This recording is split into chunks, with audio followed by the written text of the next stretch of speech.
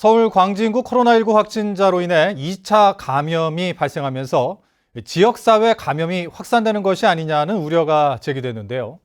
하지만 아직까지 추가 확진자는 나오지 않으면서 학교 등교 수업 일정이 앞당겨지는 등 점차 안정을 되찾고 있습니다. 이소영 기자입니다. 강풍으로 한림 종합운동장에서 보건소로 자리를 옮긴 선별진료소. 서울 광진구 20번 확진자와 동선이 겹치는 사우나 이용자 91명에 대한 재검사가 한창입니다. 1차 검사에서 모두 음성 판정이 나오긴 했지만 폐쇄 공간인 사우나 특성과 다소 늦은 의심 증상 발현 등에 대비해 추가로 검사가 진행되는 겁니다.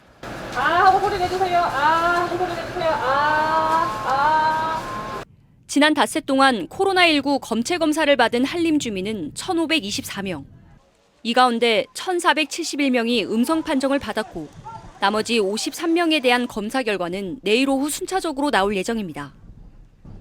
서울 광진구 20번 확진자의 추가 접촉자로 확인된 항공기 동승객 등 5명도 모두 음성 판정이 나온 상황. 추가 확진자가 나오지 않으면서 한림 지역 내 유치원과 초중 고등학교 14곳은 모레부터 등교 수업을 재개합니다. 당초 오는 24일까지 등교 수업을 중지할 계획이었지만 이틀 앞당긴 겁니다. 또 한림읍에 살면서 다른 지역으로 오가는 교직원과 학생 등 190여 명은 나흘 만에 정상적으로 등교와 출근이 이루어졌습니다.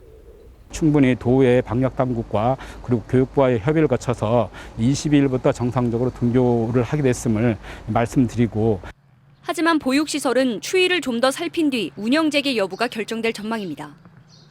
한림읍 지역 11개 어린이집 가운데 9곳은 이번 주까지 휴원하고 원아나 부모 중 자가격리자가 발생한 2곳은 이달 말까지 일시 폐쇄됩니다.